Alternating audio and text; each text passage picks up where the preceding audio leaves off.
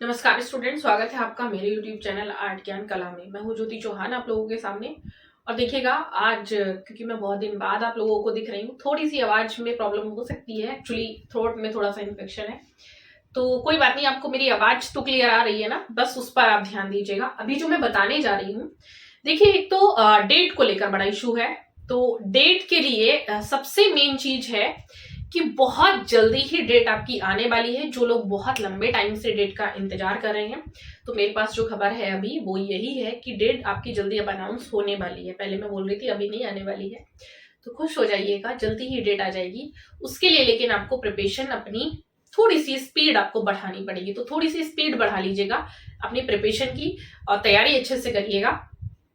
एक और चीज है, और वो ये है कि जो हरियाणा पीजीटी का जो एग्जाम होने वाला था, तो उसमें थोड़ा चेंजेस हो चुका है। ठीक है, हरियाणा पीजीटी स्क्रीनिंग टेस्ट था ये। अब ये आप लोगों का लेंथी होने जा रहा है, तो इसमें आप लोगों को क्या करना होगा। देखिए अब वैसे इसका कोई है, कहीं पर भी मैं देखूंगी कि ये पैटर्न है नहीं। पहले 2011 में मुझे याद है यूजीसी में ऐसा होता था, उससे पहले भी होता था और उसके एक साल बाद तक भी रहा है। तो यूजीसी में पूरा पूरा लिखा जाता था, डिटेल में लिखा जाता था। अब ये डिटेल ही मांगा गया है, तो इसमें कुछ नहीं होना है आप लोगों का। जितना भी आपने पढ़ा है, जितना भी आपको आता है, आपको क्या करना है, सिंपल सी आज जो मैं ट्रिक बता रही हूँ उसको बड़े ध्यान से सुनेंगे, बहुत ही काम आएगी। क्योंकि फर्स्ट टाइम ऐसा होने जा रहा है यहाँ पर, और जब भी पेपर फर्स्ट टाइम होता है तो आपके पास मौका होता है, मौके में चौका लगा दीजिए। मैं तो कहूंगी सीधा छक्का लगा लीजिएगा। जो चीजें मैं बता रही हूँ उनको एक एक चीज को बड़े ध्यान से सुनेंगे। सबसे पहले मेरा चैनल को लाइक शेयर एंड सब्सक्राइब जरूर कर लीजिएगा अगर आपने नहीं किया है। मैं कभी नहीं कहती हूँ, आज मैं बोल रही हूँ क्योंकि मुझसे बोलते हैं, आप लोग ही बोलते हैं कि मैम आप बोला कीजिए, तो मैं आज बोल रही हूँ। ठीक है, अब देखिएगा आपको थोड़ा सा प्रॉब्लम ये आ रही होगी क्योंकि आपने शॉर्ट में पढ़ा है, मैंने भी यहाँ पे शॉर्ट में पढ़ाया है, तो ये प्रॉब्लम नहीं है एक्चुअल में। देखिए शॉर्ट में जब हम पढ़ते हैं तो बहुत अच्छा है, पढ़िए उसको, लिखिए शॉर्ट में।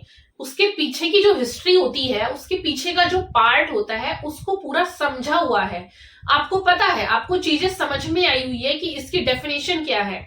बस आपने वन वर्ड में क्यों उसको लर्न किया है, क्योंकि आपको ये पता है कि वन वर्ड में ही हमें अभी तक आया है। ठीक है, जब आपको उसके पीछे की हिस्ट्री पता है तो आप लिख सकते हैं। बस आपको कुछ चीजों का ध्यान रखना है, जैसे कि जब भी आप कुछ भी राइट करेंगे, मतलब किसी भी टॉपिक के बारे में, किसी भी क्वेश्चंस के बारे में आप लिख रहे हैं, तो उस क्वेश्चंस के बारे में जो भी चीजें आप यहां पर मेंशन करेंगे अपनी उस बुक में, उसके लिए आप हर टॉपिक में एक या दो, या मैं कहूंगी जितनी भी पिक्चर्स का यूज करेंगे, तो वो आपके मार्क्स गेन कराएगी। क्या पिक्चर्स आपके मार्क्स गेन कराने में बहुत हेल्प करेगी आपकी। ठीक है, ये मार्क्स आपके जो गेन होंगे तो ये इससे पिक्चर्स के थ्रू होंगे। मान लिया आप लोगों ने यहाँ पर जैसे आप मंदिर की कोई भी फोटो दे रहे हैं, आप मंदिर के बारे में लिख रहे हैं, मंदिर कला के बारे में लिख रहे हैं, तो आप मंदिर की एक फोटो बनाइएगा। ठीक है, आप जैसे हम कहें कि आप किसी स्थापत्य कला के बारे में लिख रहे हैं कि उसकी स्ट्रक्चर ऐसी थी, उसका कलर ऐसा था तो आप उसकी पिक बना दीजिएगा। उससे क्या होगा, आप जानते हैं कि आजकल कोई इतनी हिस्ट्री नहीं पढ़ता, जितनी डिटेल लिखी है वो भी नहीं पढ़ेगा, उसको भी इंटरेस्ट नहीं आएगा। एक्चुअली गला मेरा थोड़ा ज्यादा खराब है, चलिए सुन लीजिएगा, कोई बात नहीं, क्योंकि आप लोगों का ये पेपर बहुत इंपॉर्टेंट है, समझाना भी बहुत ही इंपॉर्टेंट है।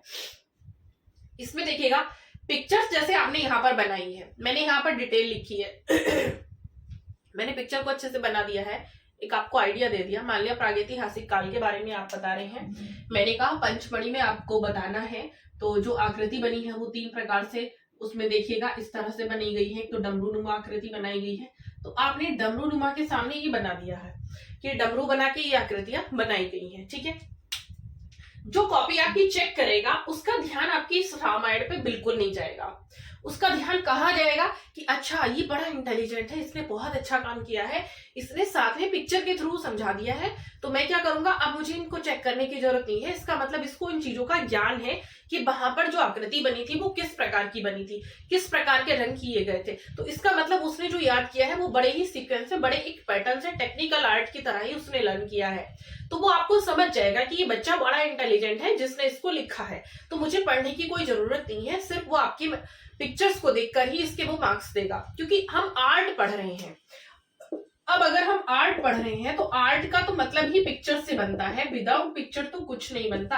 पिक्चर और टेक्निकल आपका होना चाहिए, और टेक्निकल तो आपका तभी आएगा जब आपको ये पिक्चर्स आती होगी, या आपको पिक्चर के बारे में पता होगा। आपको याद होगा, मैं हमेशा इस बात बोलती हूँ कि जब भी आप टॉपिक याद करते हैं तो उसकी पिक्चर को पहले देखिएगा, फिर हमें टॉपिक याद करने की जरूरत ही नहीं पड़ेगी। अगर हमने उसको एक्चुअल में देख लिया या फिर आपने गूगल पर भी सर्च कर लिया है तो भी आपको लर्न हो जाएगा।